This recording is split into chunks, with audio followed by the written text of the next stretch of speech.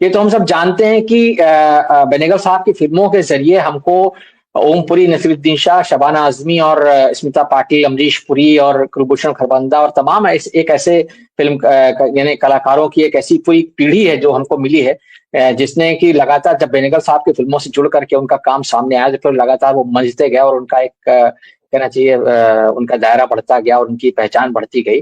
ये हमने देखा मंडी जैसी फ़िल्म में जब वो कलाकारों को लेते हैं, उसमें आज आज जो बाद में जितने तमाम सारे बड़े दिग्गज साबित हुए, पंकज कपूर हो, अन्नू कपूर हो, यानी सतीश कौशिक जैसे लोग हैं, तमाम सारे लोग हैं जिनको वो कहीं छोटे-छोटे खानों में भी फिट कर देते हैं और वो उनसे काम निकलवा लेते हैं। एक्ट्रेसेस में अगर आप देखें तो अनीता कंवर से लेकर के सोनी राजदान तक सब वहाँ नज़र आ रही, मीना गुप्ता नज़र आ रही, सारे लोग हैं, जो बाद में बहुत बड़े नाम नाम साबित हुए अपने-अपने अलग-अलग तरीके से। और बाद में जब वो आते हैं तो रजत कपूर को जिस तरीके से उठाते हैं, सचिन खेड़ेकर को जब उठाते हैं, सुभाष बोस बनाते हैं सचिन खेड़ेकर को, रजत कपूर को महात्मा गांधी बना देते हैं। तो ये जो एक कमाल है उनका, उसके बारे में आप क्या कहेंगे अजय जी? जो एक एक्टर को जिस तरीके से मानते हैं वो अपने आप में वाक़ई में जो एक संस्था वाली बात यहाँ मुर्तज़ा जी ने कही थी, ये सब हम लोग जानते हैं कि हाँ, वो एक इंस्टीट्यूशन का राजेश्वरी जी का भी जी, नाम, जी। राजेश्वरी जी का भी राजेश्वरी, नाम बिल्कुल, ऐड करिए, राजेश्वरी, बिल्कुल, बिल्कुल, बिल्कुल, बहुत बिल्कुल, इम्पोर्टेंट। बिल्कुल, बिल्कुल सही कहा आपने, बिल्कुल, बिल्कुल। पल्लवी जोशी और जिस तरीके से उन्होंने भारत से खोज में एक-एक एक्टर को लिया है, यानी राजेंद्र गुप्ता से लेकर के रवि झांकल और तमाम सारे लोग हैं जिनको उन्होंने पहचान दिलाई एक तरीके से अपने काम के ज़रिए। तो आप उनकी इस जो एक जो कहना चाहिए माँझने वाली जो खूबी थी, जो एक कुम्हार की तरह वो लोगों को एक ढालते थे, कि क्या कहेंगे उसके बारे में? जो खूबी है, मेंटर वाली? जी, जी, बिल्कुल सही बात कही मनमोहन जी ने। और ये बात तो आज जब मैं उनकी अंत्येष्टि में गया था और वहाँ जो क्राउड जिस तरीके से लोग आए हुए थे, कम से कम 100-150 चेहरे ऐसे दिखाई पड़ रहे थे, जो उनके किसी न किसी शोज़ में, किसी फ़िल्म में, किसी और जगह उनके साथ काम कर चुके हैं और सभी कोई कृत-कृत महसूस कर रहा था वहाँ पे। ये तो सच्चाई है। हिंदी फ़िल्म इंडस्ट्री में अमूमन देखें कि कमर्शियल सिनेमा के जो मेकर्स होते हैं, वे कामयाब कलाकारों को लेते हैं, फिर उनका इस्तेमाल करते हैं वो। श्याम बेनेगल की खूबी क्या है? श्याम बेनेगल रॉ पकड़ते हैं लोगों को, उनको निखारते हैं, उनको पर्दे पे पेश करते हैं और फिर वे अपना नाम रोशन करते हैं, बड़ा काम करते हैं, तमाम चीज़ें होती हैं। अंकुर से लेकर के यहाँ तक कि ये अभी जो मुजीब आई या संविधान आया, उसमें भी उन्होंने ये काम किया। कई सारे नए चेहरों को इंट्रोड्यूस किया उसमें। और एक खूबी जो उनके बारे में कही जाती है कि कभी किसी का ऑडिशन नहीं लेते थे वो। पारखी नज़र उनकी इतनी ज़बरदस्त थी कि सामने कलाकार दिखता था और वे भाँप लेते थे या आँक लेते थे कि ये मेरे किरदार के साथ जाएगा कि नहीं जाएगा।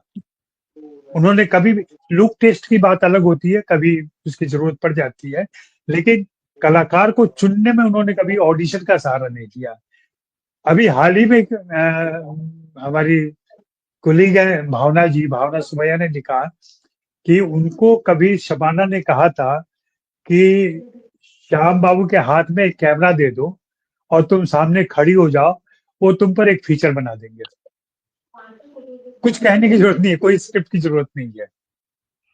तो ये खूबी जिस कलाकार और जैसी कि फ़िल्मों की चर्चा यहाँ पे आई, हमने देखा, सारी फ़िल्मों के नाम देखे, आप फ़िल्मों के कथानक देख लें, उनके फ़िल्मों का रेंज देख लें, सिर्फ़ फीचर फ़िल्म नहीं है, उसमें डॉक्यूमेंट्रीज़ भी हैं, उसमें टीवी शोज़ भी हैं, उसमें लंबे भारतीय खोज जैसा लंबा वितान वाला सीरियल है और ये सारा काम इस एक ज़िंदगी में लगभग 50 सालों में उन्होंने किया और इसके पीछे और कुछ नहीं, एक अनुशासन, एक अनुशासित ज़िंदगी। मुझे याद है पहली मुलाकात जब मेरी हुई थी, मैंने हाल ही में कहीं शेयर भी किया इस बात को।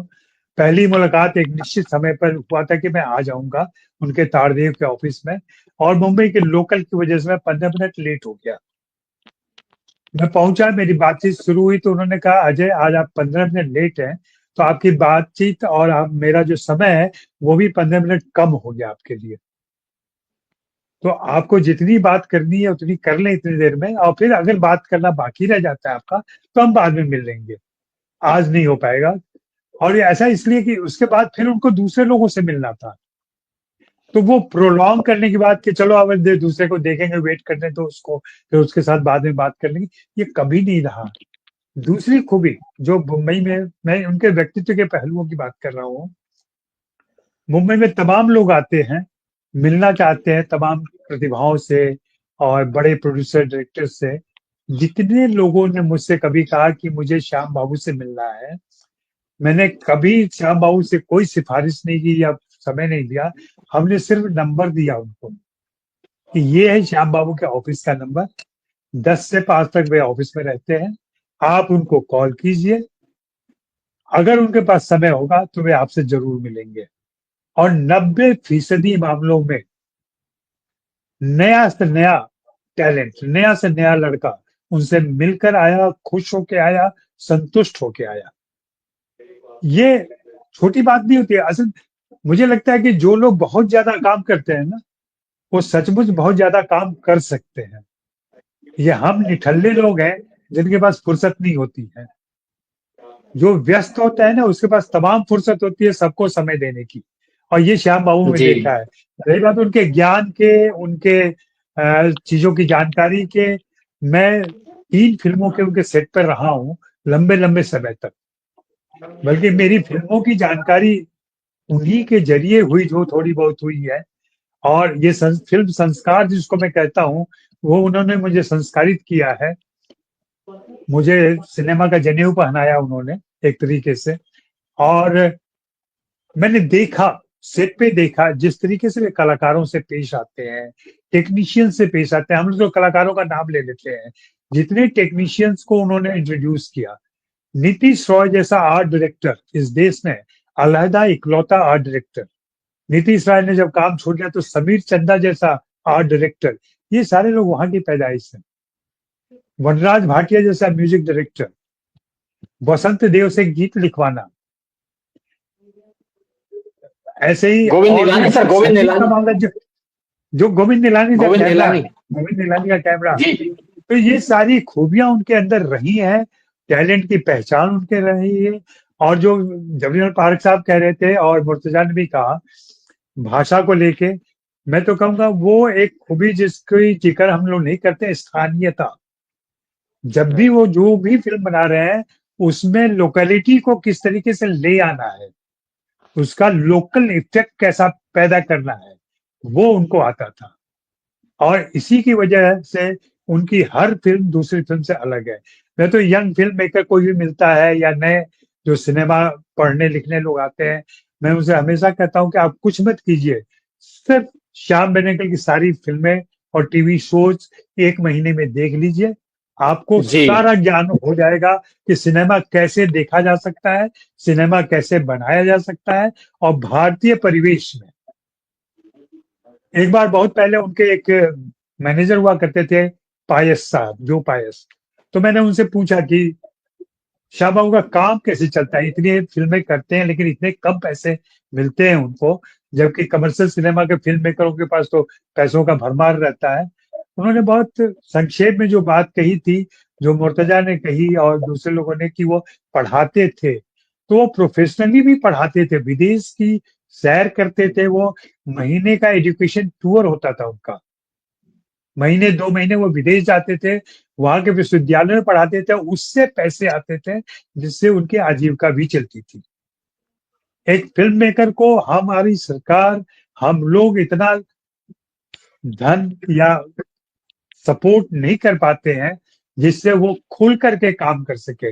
अगर वो जी सपोर्ट उनको मिला होता, साल का हर वो 2 महीना जो विदेशों में खर्च करते थे वो पढ़ाने में और पैसे जुटाने में, वो अगर यहीं रहता तो कितना सारा काम उन्होंने किया था। इसके बिल्कुल। साथ ही ये भी गौर कीजिए कि सरकार की जितनी कमेटियां बनी है, महत्वपूर्ण कमेटियां सिनेमा को लेकर, अभी हाल में सेंसर वाली कमेटी जो इसी सरकार ने बनाई थी, उसको भी हेड किया उन्होंने। जी तो जी ये बिल्कुल। प्रशासनिक जिम्मेदारियां भी निभाते थे और वहां एक विजन के बिल्कुल। साथ आते थे। तो ये बहुत सारी खूबियां, कितनी बातें गिनाई जाए।